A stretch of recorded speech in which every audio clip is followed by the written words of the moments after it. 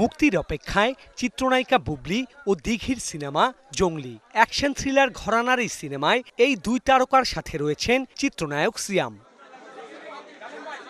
নানা আয়োজনের মধ্য দিয়ে জংলির প্রচারণা চালাচ্ছেন নির্মাতা, শিল্পী ও কলাকুশলীরা। সম্প্রতি রাজধানীর উত্তরায় ফ্যাশন হাউস খন্দকারের উদ্বোধনী আয়োজনে এ প্রসঙ্গে নানা তথ্য জানান এই তারকারা। আমরা টিম সহ আসলে প্রমোট করতে চাই।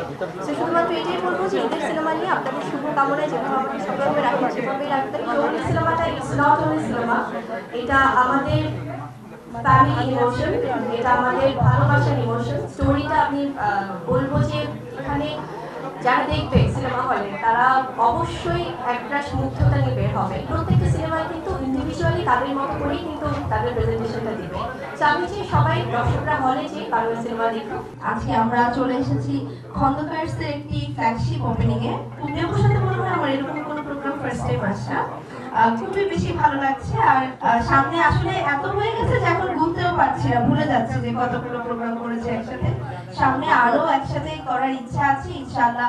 এ সময় ঈদের কেনাকাটা প্রসঙ্গে নানা তথ্য জানান তারকারা। জংলি আপনারা সবাই জানেন যে দুজনের জংলি সিনেমার প্রচারণা চলছে।